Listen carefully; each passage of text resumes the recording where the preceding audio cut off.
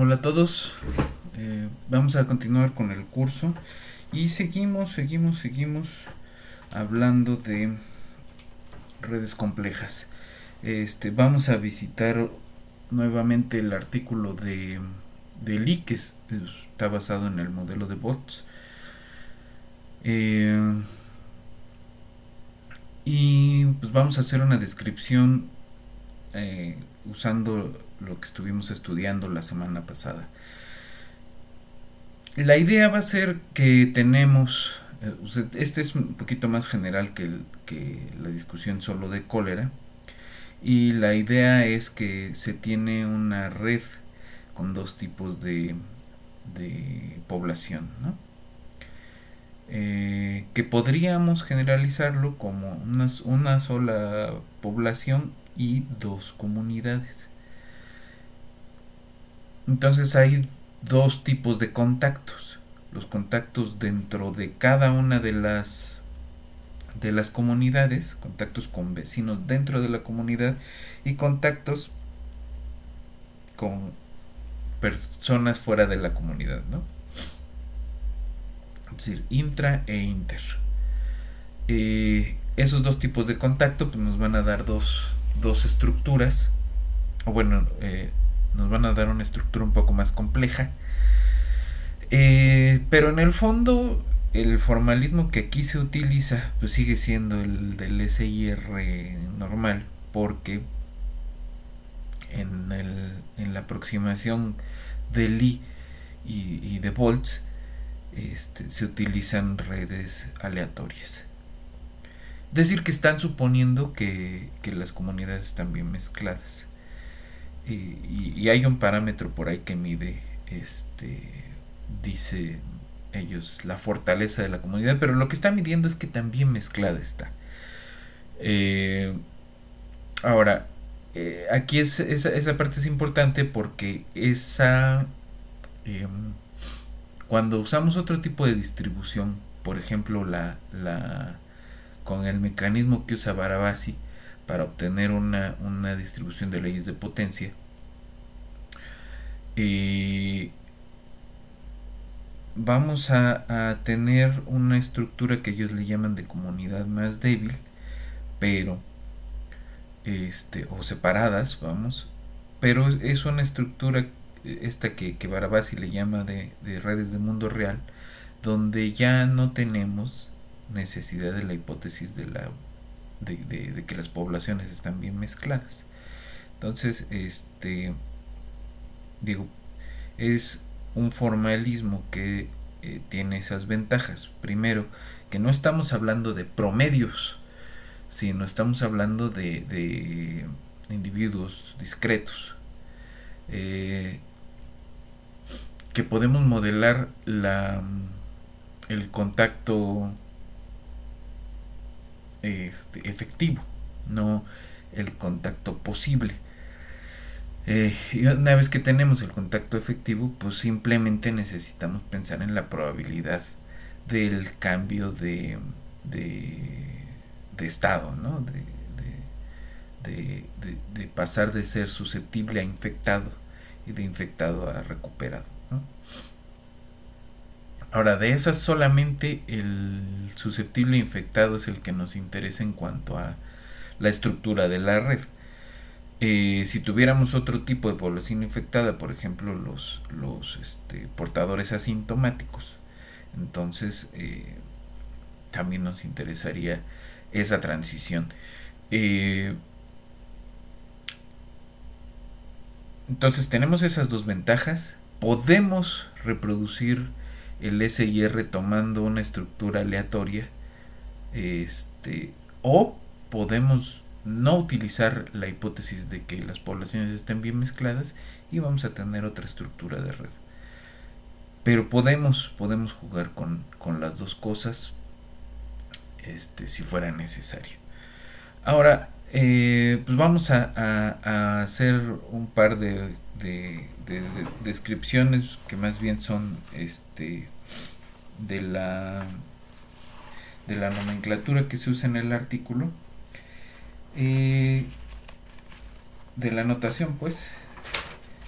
Y se va a utilizar una, un, o sea, cosas que no hemos visto, nada más eso, y creo que es a nivel de notación, no sé si tiene alguna otra connotación que más bien es saber quién infecta a quién, y entonces se van a considerar las aristas con cierta dirección en cuanto a que es una red de contagios, y al primer elemento del par que define a la arista se le va a llamar el ego, y al segundo elemento se le va a llamar el alter, es decir, el que recibe el evento infeccioso se le llama el alter y el que infecta es el ego. Eh, no sé si en todas las gráficas dirigidas se refiere uno a los elementos de la arista como a los extremos de la arista como alter y ego, pero digo, en estos artículos así le llaman. Eh, y eso es todo. Lo demás es describir las variables y ya. No hay demasiado más.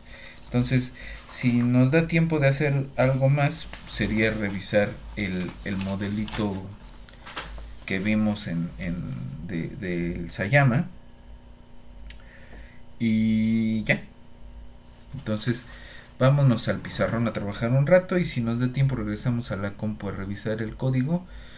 Y si no, en la siguiente sesión, que sería solamente revisar ese código y empezar con la discusión de autómatas celulares. Entonces vámonos al pizarrón.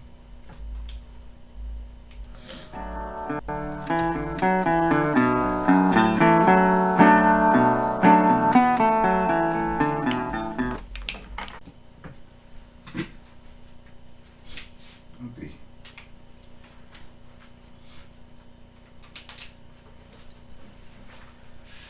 Entonces, ¿cómo va a ser la red en estos modelitos? Primero, pues vamos a suponer que tenemos n individuos,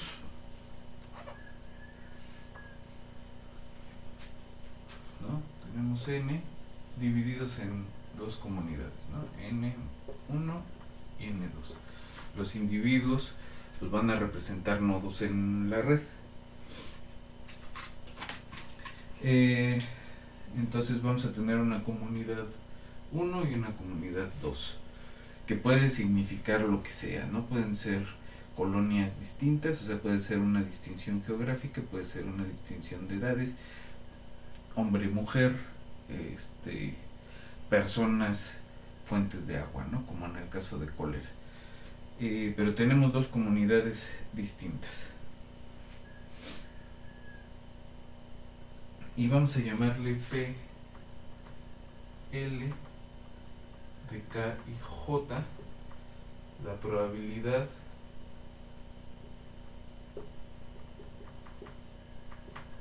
de que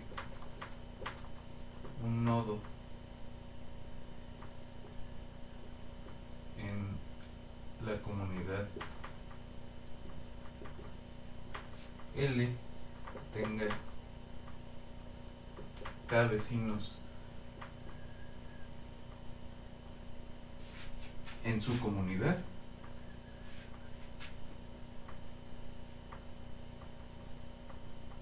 y J en la otra, ¿no? Entonces voy a decir, si este nodo tiene 3 vecinos en su comunidad, ¿no? Entonces de este lado va a tener 3 conexiones, y del otro, que podríamos pintarlo de otro color, va a tener, por ejemplo, 4, ¿no? Entonces ese está conectado con 3 de su misma comunidad y 4 de la otra, ¿no? Entonces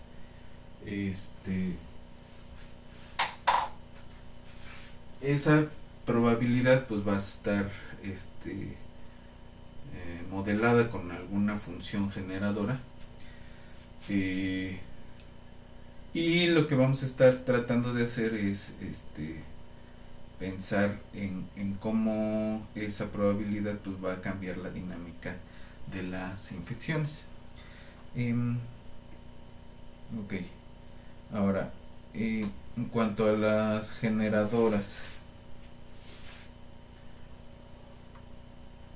si sumamos, o sea, ¿cómo vamos a ir generando las probabilidades? Pues la probabilidad conjunta de que algún nodo, ¿no? Tenemos la probabilidad de que algún nodo tenga k vecinos y j,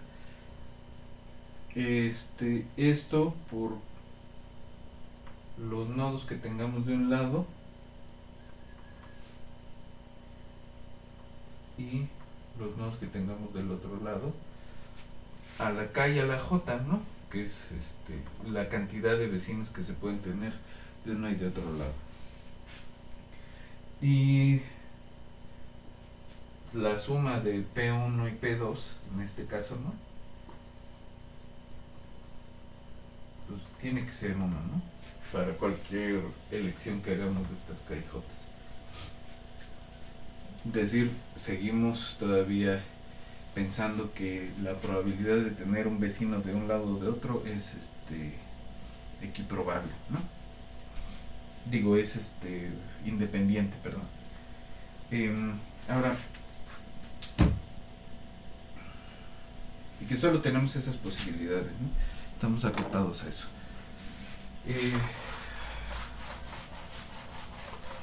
Bien.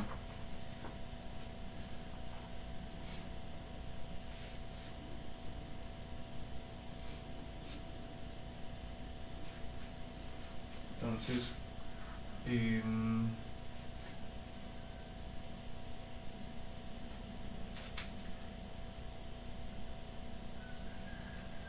la generadora de toda la red pues depende de los nodos que se tengan de uno y de otro lado, y lo que vamos a hacer es normalizar las probabilidades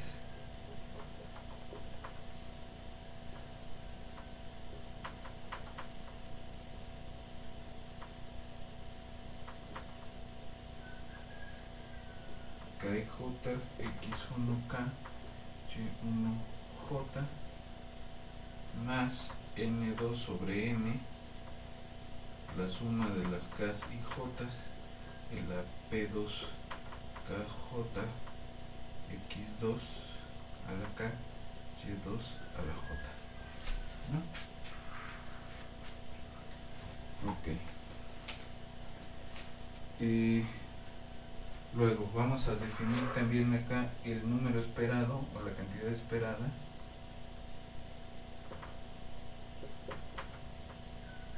de contactos internos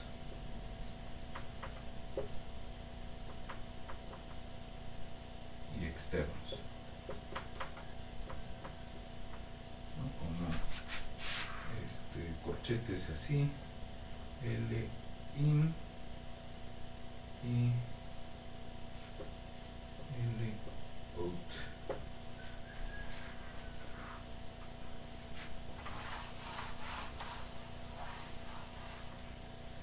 Y nada más para acabar con la notación, vamos a tener, le vamos a llamar G sub L de XL y L a la parcial respecto de XL de la generadora en X1, Y1, X2, Y2.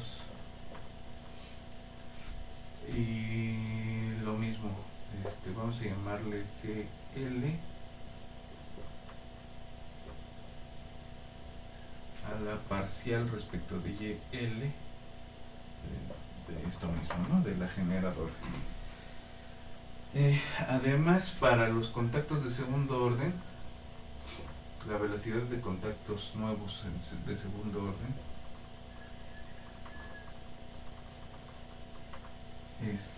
vamos a tomar las segundas parciales. Entonces G con subíndice 2L, pues es G de XL dos veces, con superíndice doble L es respecto de YL dos veces, y las cruzadas las vamos a poner con un índice aquí y un índice aquí, y esto es respecto de XL y respecto de YL. La G va a ser, tiene que ser suficientemente suave como para que solo nos interese una de las cruzadas y la otra pues es igual, ¿no? Ahora, con esa notación lo que tenemos es que estos contactos esperados se van a ver de la siguiente forma, ¿no? El KLIN es N sobre NL por GL, y los externos los vamos a llamar JL out, es N sobre NL por G superíndice L. Y para los de segundo orden, pues vamos a tener K2 in L, pues es N sobre N L GLL,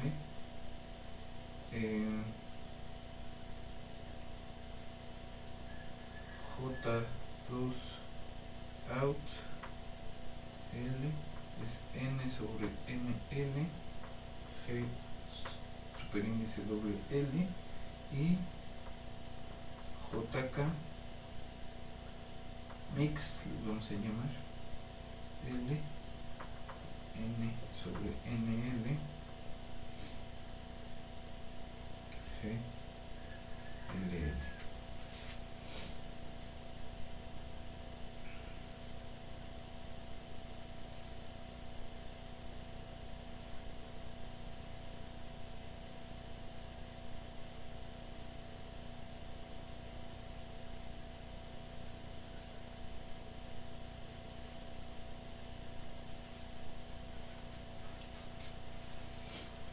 Entonces, pero para los contactos de segundo orden, fíjense que acá se está considerando todos, ¿no? Pero pues hay unos que ya están contados. Entonces hay cierta redundancia en la cuenta, y esa la podemos obtener de la siguiente forma.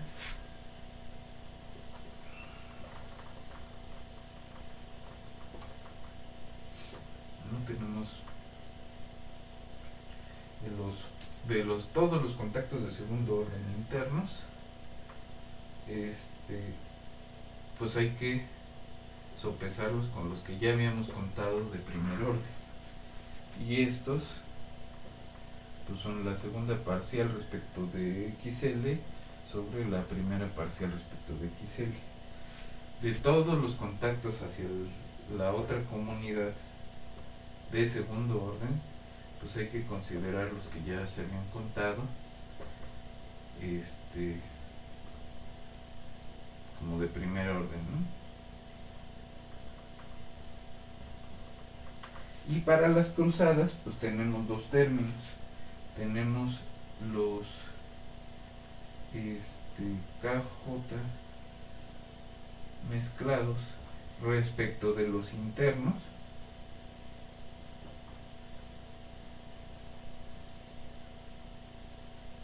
que es GLL respecto de GL, y los KJ mezclados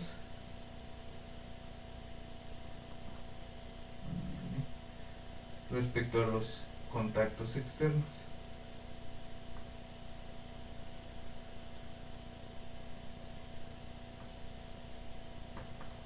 que son los GLL con la G superíndice L, ¿no? Entonces esas cuatro medidas nos van a dar la redundancia de las conexiones que tenemos en la red. Y entonces hay un parámetro que de alguna forma mide la fortaleza de las comunidades, que es cierta Q, que es la suma de dos cosas. Una se va a llamar EI y la otra AI. Estas EIs son las aristas que conectan dentro de la comunidad, y las AIs son las cruzadas, ¿no? Es decir, EI y son aristas, o EIJ, aristas que conectan a la comunidad I y J.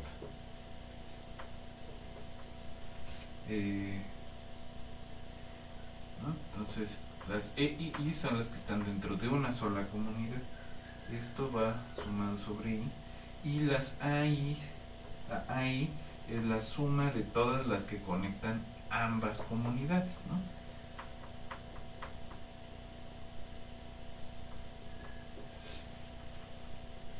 Ahora, esta es la parte importante respecto a la topología, porque resulta que si Q tiende a cero cuando la generadora corresponde a una red aleatoria, ¿no? Cuando el evento de conectarse pues se distribuye normalmente, ¿no? O uniformemente. Y esta Q se va a quedar, esto lo comprobó computacionalmente Newman, se va a quedar entre 0.3 y 0.7 cuando estamos hablando de redes complejas, ¿no? O redes de mundo real.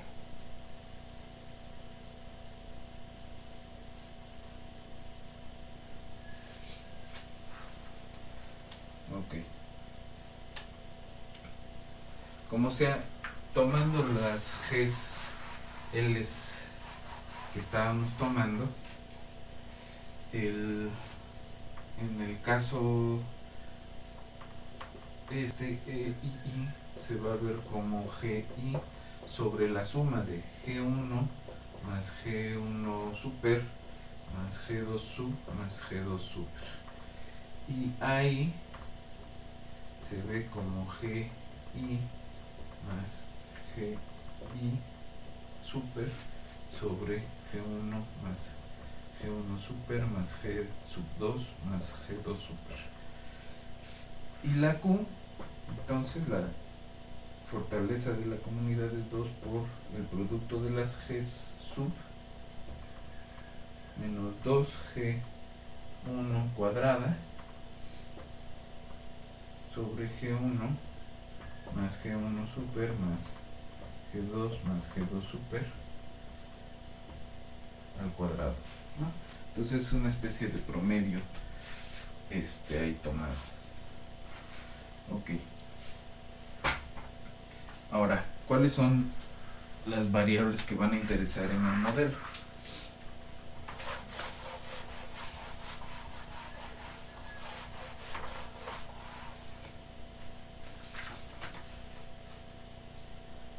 Entonces vamos a tener una A sub M, que es un nodo en estado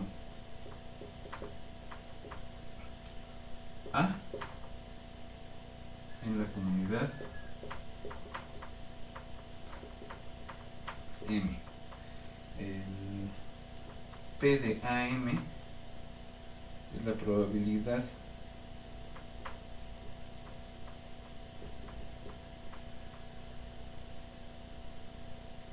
de que un nodo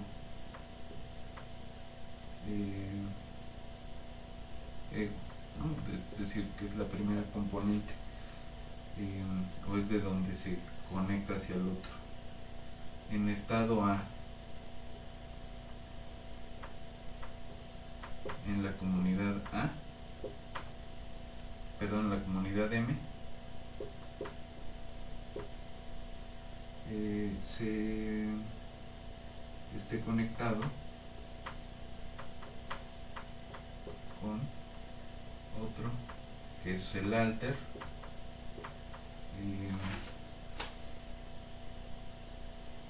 en estado B, perdón, este es A en B, en estado B en comunidad M o N, ¿no? Puede ser en otra comunidad.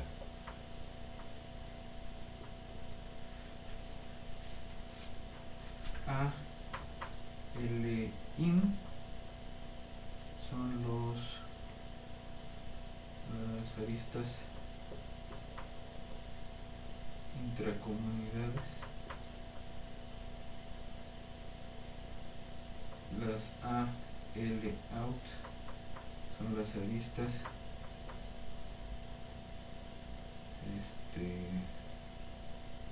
intercomunidades.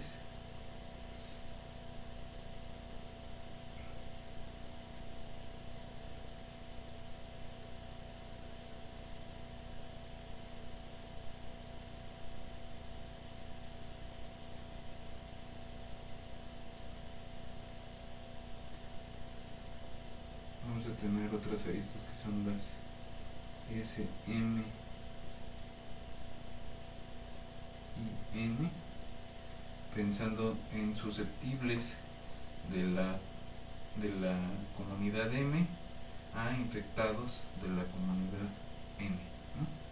Entonces estos son aristas entre susceptibles de M y de infectados de N.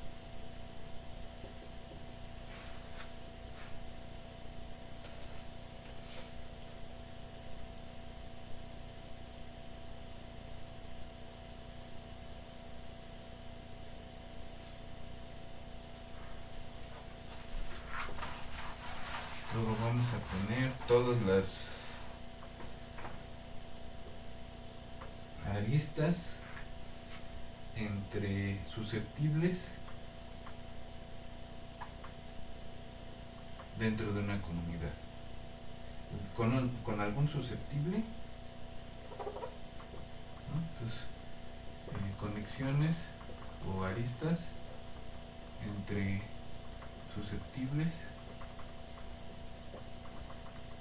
y miembros de su comunidad, cualquiera otra, ¿no? Pero donde el ego es un susceptible.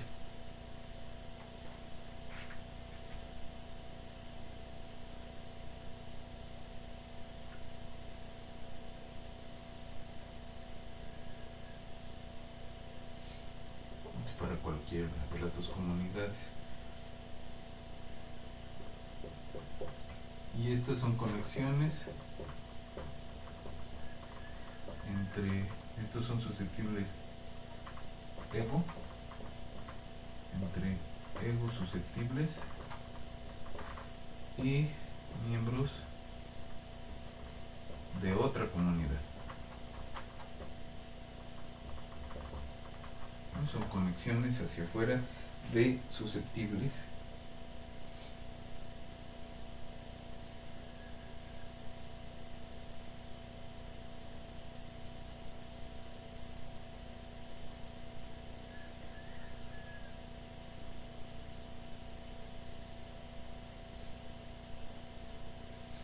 Y vamos a tener las conexiones entre susceptibles e infectados en la misma comunidad. Entonces misma, pongámosle intra, y susceptibles e infectados de la otra comunidad. Vamos a llamarle conexiones inter.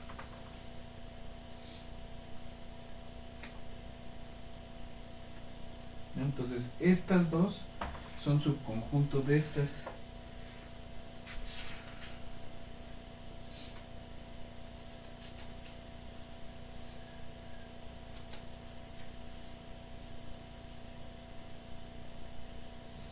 Y vamos a llamarle teta de mn.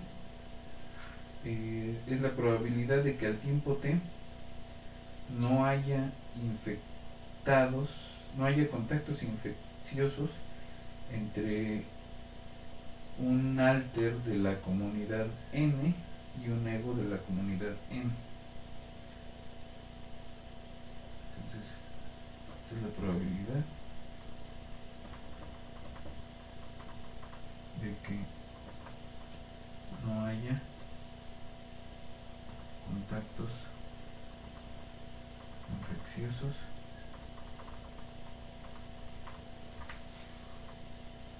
digamos entre un x de n y un y de n, ¿no? Es decir, entre elementos de distintas comunidades, pero en este orden, ¿no? Entonces la que nos va a interesar es el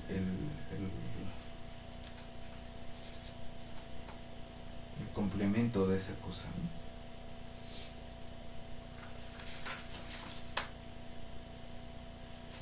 Ahora,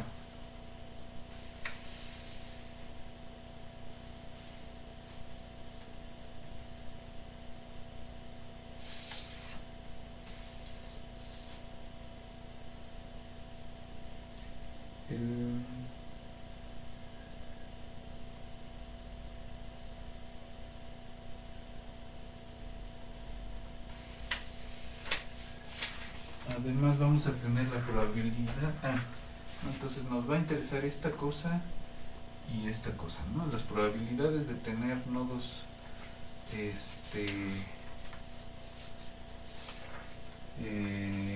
infectados de una comunidad con la otra, ¿no? ¿Cómo es la dinámica de esta cosa? La probabilidad de que dos en estado distinto estén conectados y de que ese contacto no sea infeccioso, no transmita. Entonces nos van a interesar las variables teta mn, nos van a interesar la p de ser susceptible en la n e infectado en la m, y de tener conexiones de susceptibles entre n y susceptibles entre n.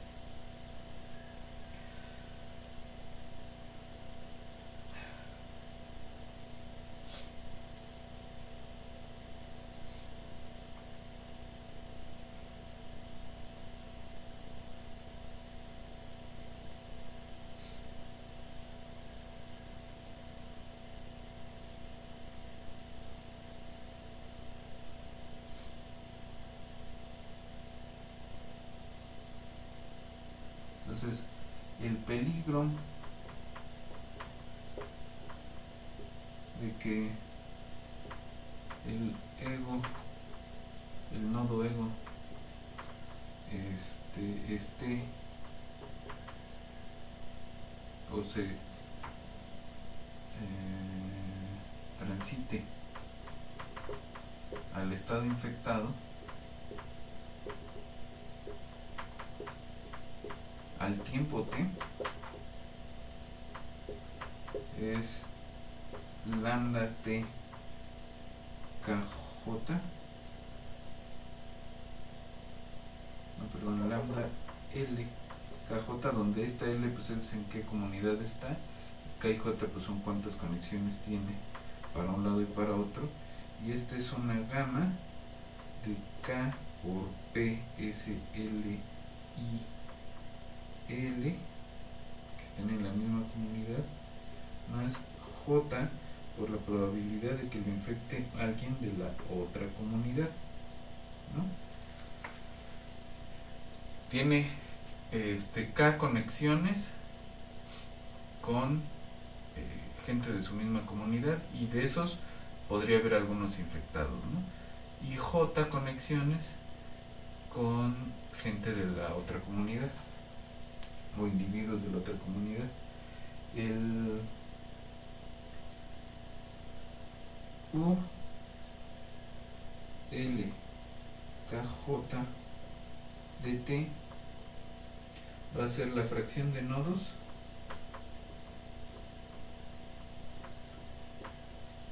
con grado KJ en L, que son que no cambian de estado,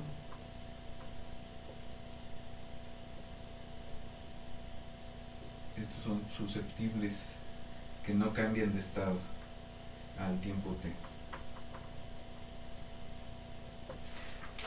Estos vienen dados como U L K J de t es la exponencial de menos la integral de 0 a t de quién, de la gama KJ de tau, ¿no? Es como se distribuye esto. Y esto es e a la menos 0 a t de gamma k de la PSL y L más JP SL y N respecto de tau. Esto es la E a la menos integral de 0 a t de gamma de PSL y L de tau a la K por E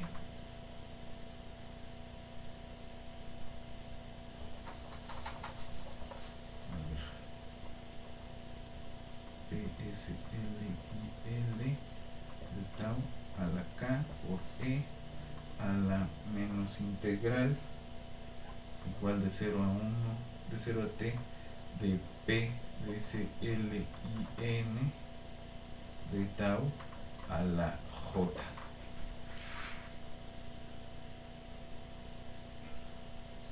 Y entonces teta ln es E a la menos integral de 0 a t de gamma PSL y N de tau, así, ¿no?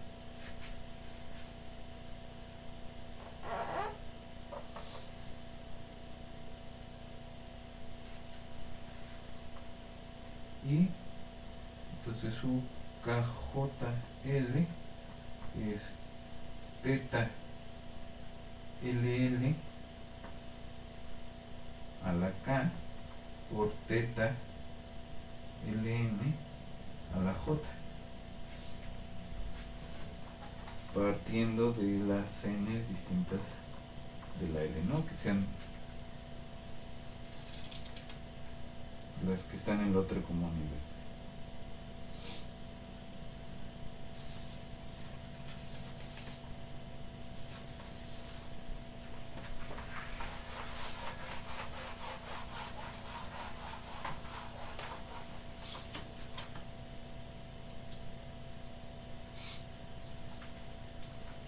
Los susceptibles en la comunidad 1 al tiempo t pues son la suma sobre k y j de la probabilidad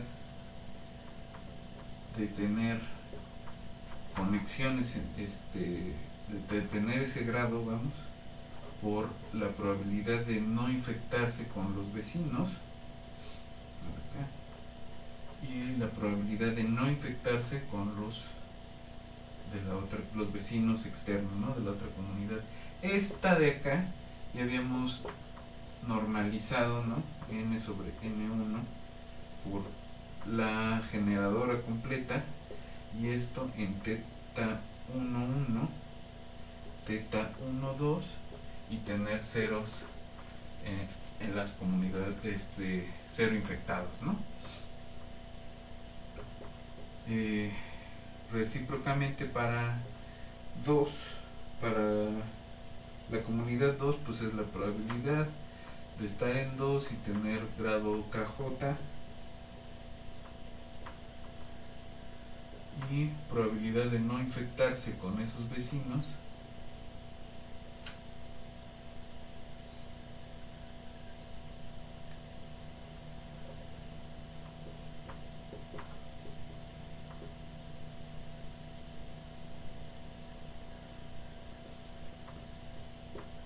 así, ¿no?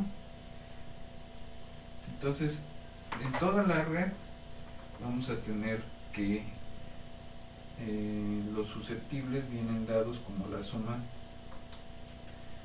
de las L y N distintas, de 1 hasta 2, de la suma de N distinto de L, de la suma de las J de N, L sobre N, de, aquí está al revés, ¿no? N1 sobre N. Y esta también va a ser N2 sobre N por la G bla, ¿no? Esto por, perdón, esto de aquí es teta 2,2 a la K y teta 2,1 a la J, y todo esto pues es igual a N2 sobre N por G de 0, 0, teta 2,2, teta 2,1. Y entonces la suma esta va a ser NL en N por PL KJ, teta K, teta J, LL y LN, y todo esto pues es igual a la generadora en teta 1,1, teta 1,2, teta 2,2 y teta 2,1, ¿no? Probabilidad de que nadie se infecte en esos contactos, de no estar infectado con los contactos que se tienen. Luego, entonces la probabilidad de tener contacto con entre susceptibles e infectados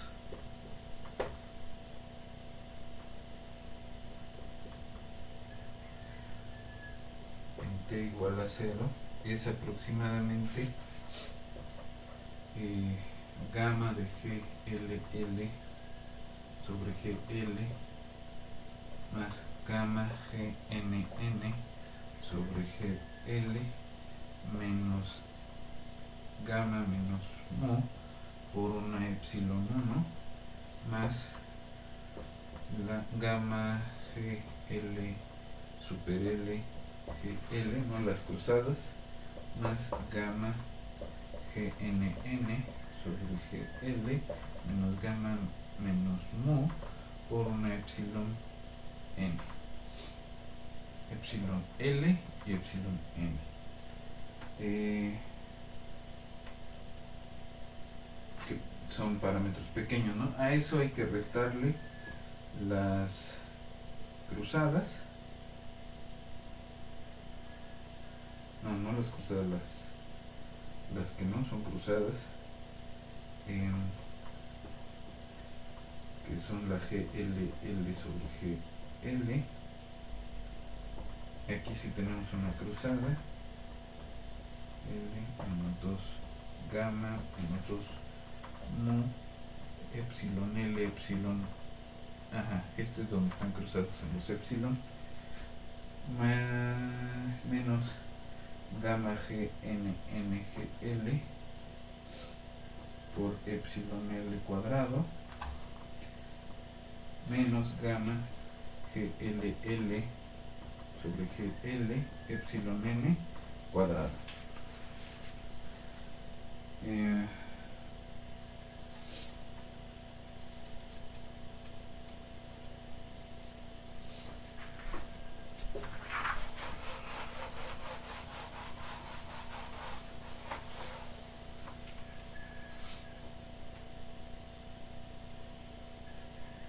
Entonces, es como las epsilon son chiquitas, podemos omitir este y este, que son términos de orden cuadrático, y nos quedamos nada más con estos de acá, ¿no? Aproximamos esto a primer orden y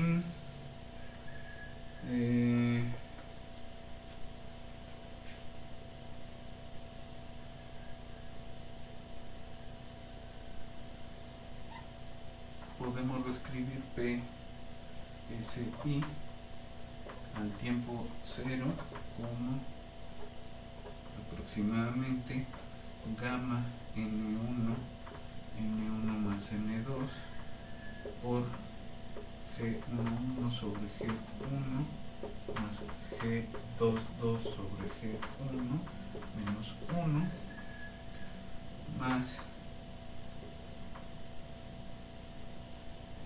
gamma N2 sobre N1 más N2 por G22 más G11 sobre G1 y G2 menos 1 más todo esto por epsilon 1 más gamma N1 sobre la suma G11 G sobre G1 más G22 sobre G1 pero externo menos 1 más lambda N2 sobre la suma por G22 sobre G2 más las externas G11 G2 menos 1 menos mu,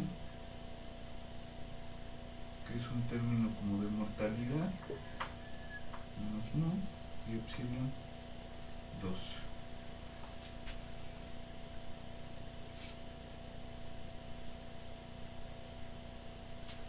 Entonces vamos a tener dos parámetros que van a ser las tasas umbral, donde que nos van a permitir definir cuándo tenemos un brote y cuándo no, ¿no?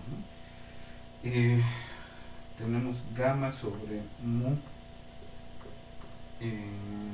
1 estrellita, y esto es 1 sobre, lo voy a poner así, esto es n por n1 sobre n, le voy a poner para no poner toda la suma, por G11 G1 más G22 sobre G2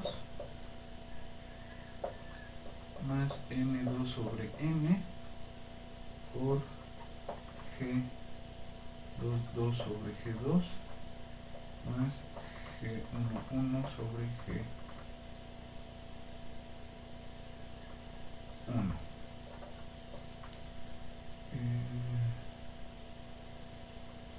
Todo esto es la menos 1, ¿no?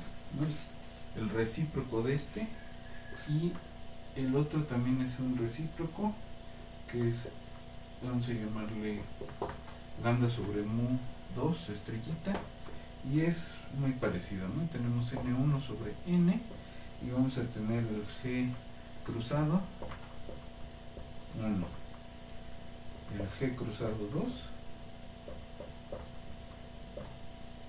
pero hacia afuera. Luego el otro término es n2 sobre n por el que es parecido a este, ¿no? G22 sobre G2 y G11 hacia afuera, G1, toda la menos 1. Y el resultado que se tiene pues habla sobre qué nos quiere decir ese umbral. aquí dice dice que si tenemos gamma sobre mu mayor que el máximo entre gamma sobre mu 1 estrellita y la otra,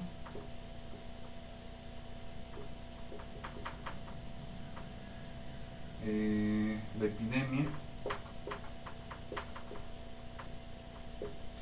ocurre en ambas comunidades.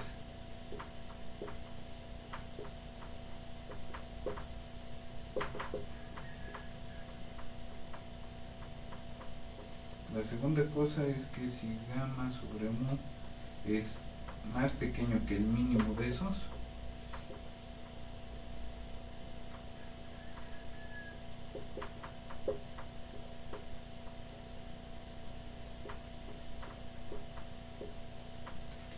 entonces no ocurre, o la epidemia se disipa, ¿no? La enfermedad, la infección se disipa en ambas comunidades.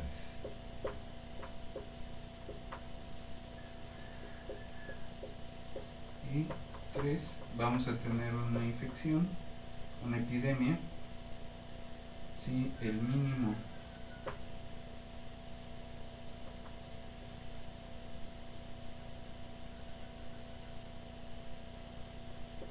de ambos valores, bueno, si queda atrapado entre el mínimo y el máximo, ¿no?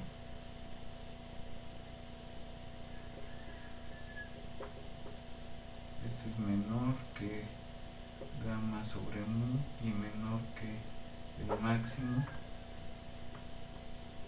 de ambos, ¿no? Del 1 y del 2, ya no lo voy a escribir todo. Entonces la epidemia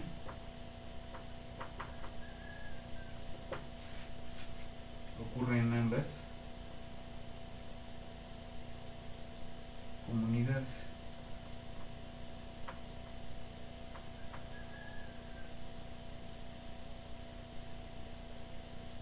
O en ninguna. O en alguna. ¿No? Estos resultados ya son menos fuertes que calcular simplemente el R0. Pero bueno. Es decir, si está fuera del rango definido por este umbral, tenemos que o bien no hay brote epidémico o hay en ambas comunidades.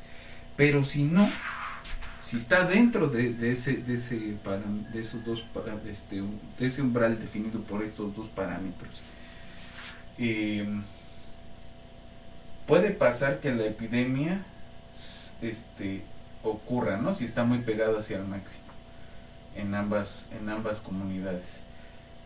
Puede pasar que si está muy pegado al mínimo se disipe en ambas comunidades, pero conforme se va acercando de un valor hacia el otro, vamos a poder ver que en una tenemos brote epidémico y en otra se va muriendo, ¿no? Entonces pasas del estado libre de enfermedad en las dos, una se va despegando, vas teniendo un brote epidémico acá, y cuando esta otra la alcanza tienes brote epidémico en las dos, ¿no? Esa es la dinámica de la infección en una red que contiene dos comunidades. Ahora imagínense para más comunidades. Es esencialmente el mismo formalismo, ¿no? Por eso se usan los subíndices y los superíndices para poder escalarlo a más comunidades, ¿no? Bueno, el día de hoy ya no nos dio tiempo de regresar a la compu. La próxima sesión estaremos dedicados únicamente a la computadora. Entonces, hasta aquí la dejamos hoy y nos vemos en la que sigue.